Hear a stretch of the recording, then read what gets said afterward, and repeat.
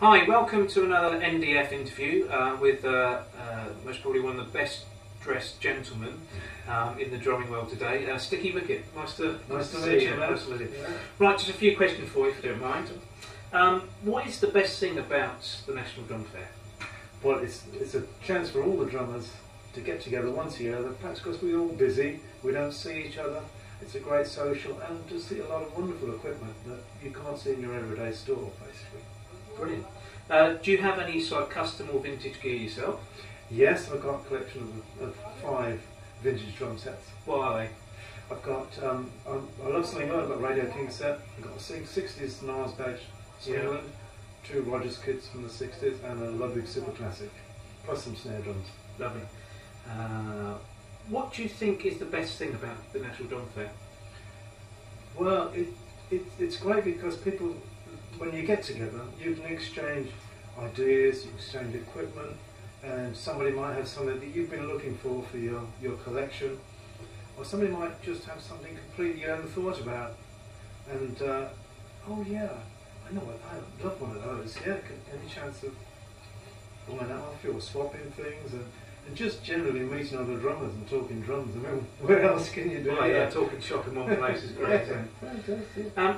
What do you think the National Drum Fair brings to its audience? It brings a variety of things. I mean, it caters for all ages, all styles, all aspirations in music, I think, because you get, I mean, I've suggested some of my students go on, they've come back and they think, oh, what a wonderful place to go. You know, these are kids just learning to play drums. Some have bought stuff. Yeah. It's opened their minds to it.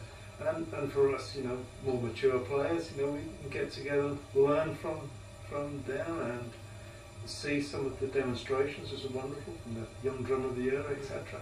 All good stuff, yeah. Was the National Drum Fair everything you expected it to be? Yeah, and more, I'd say, yes. Brilliant. Yeah.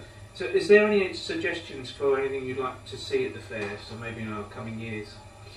Well, it's the 10th anniversary coming up. It's our 10th anniversary on the last weekend of September. So something special for that. I think, you know, there's a few ideas going on which I applaud, especially if there could be some actual sort of music where there's a band, or maybe Gary's big band is muted without giving too much away. Something where, you know, drummers can be seen in an environment, not just doing a display of drumming with maybe backing tracks, but with other musicians, because a lot of our trade should be and is integrating with other musicians. So playing like more music within the actual... For the 10th anniversary, in general, I mean, a lot of drummers get together because they want to talk and things, so it could be an idea to have a separate place, if this was at all possible, for people to try out kits, or you know, a soundproof room nearby, because very often, you know, there's an element of building up of sounds while people are trying things, so it could be a separate area for that. And testing room. Yeah, something like that, yeah. Okay.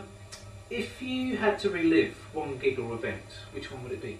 Oh, well, one gig or event. Well, there's many really, I suppose. Because I played jazz, I played rock, and when I was an aspiring young rock musician, to actually make a film with Roger Daltrey at the time, who was like the King Cat singer of The Who, set behind him in Mooney's place. That was quite a special moment. Shepperton Studios, who did that. Yeah. Touring America, first time. That was wonderful, you know. But that wasn't one gig. But, that was one event, so wasn't it? Yeah, it was an event. Yeah. Great. What are you playing on at the moment? I'm using most of the time because I've got my own swing band. It's the Sticky Wicket Swing Orchestra, and again, good plugging.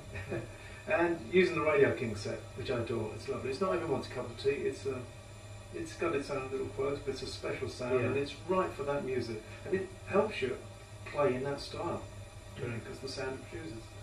Who was your inspiration? Well, I started off as an aspiring rock drummer. Yeah. Ringo, I love Ringo. Yeah. And the early 60s stuff, all those bands out doing things, and I was kind of interested in jazz a bit. My dad had some records by Chris Barber and people like that, and Lonnie Learning I liked. But I really got much into jazz because that was just a trad. Yeah. And I was at a drum shop, Yardley's in Birmingham, and Mike Evans, who was not long with us, said, you're going to see Buddy Rich on the weekend. And I said to him, who's that? He said, listen kid, if you want to be a drummer, go and check this guy out. So I did. And that was a changing moment, because I thought I'd heard music that was as exciting to me then as the Who that I'd seen a few weeks before. And this drummer doing things, playing in this strange grip, holding his left stick in the orthodox, as we now know it manner. Because the guys I'd seen were just playing the regular match grip.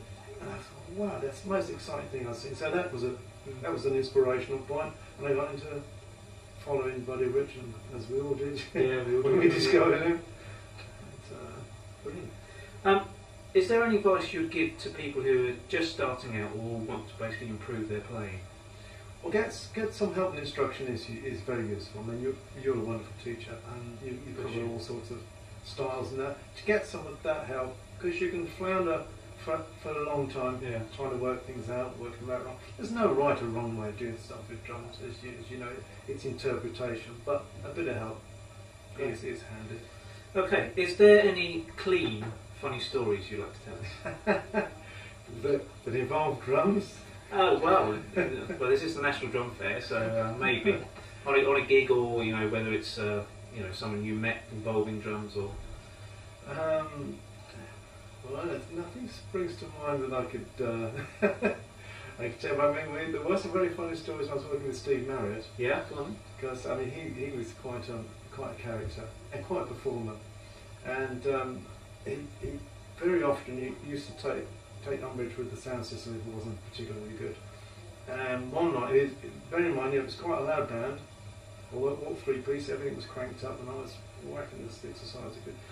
And bless him, Steve, he kicked over the microphone, kicked the speakers away, and says, no, let's just stick with that. So it was a big gig, and there he's singing, his voice was coming over, fantastic. Brilliant. And we had a great gig without mics.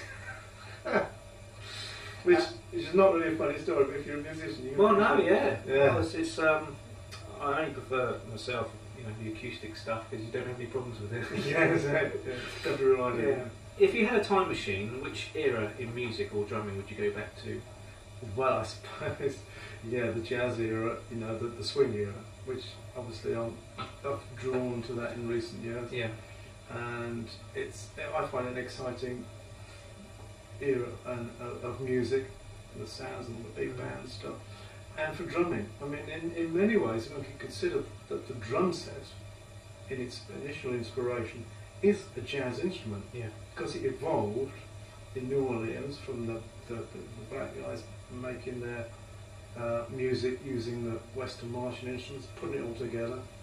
And so that's where the drum kit really kicked off. I mean, yeah, it makes a good rock instrument, but its forte, I really think, is in that style of music, and I love playing it. It's those guys back then made it sing as well. Yeah, didn't they? So, and it's that's feel, that swing feel. Yeah. I mean, I believe all music should swing.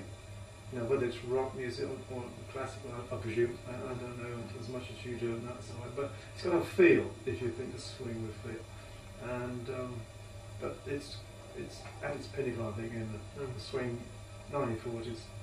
Right. Yeah. So, final question: if you can invite 4 guests, dead or alive, for a dinner party, who would they be? Well, 4 guests. Well, okay, it'd have to be Gene Krupa, just to talk drums. Yeah. I'd like to talk to Noel Coward about humour and theatre, because he's another great hero. Yeah. I'd like to talk to Frank Sinatra there, just to hear what it was like in his day, but he wouldn't show up. Yeah.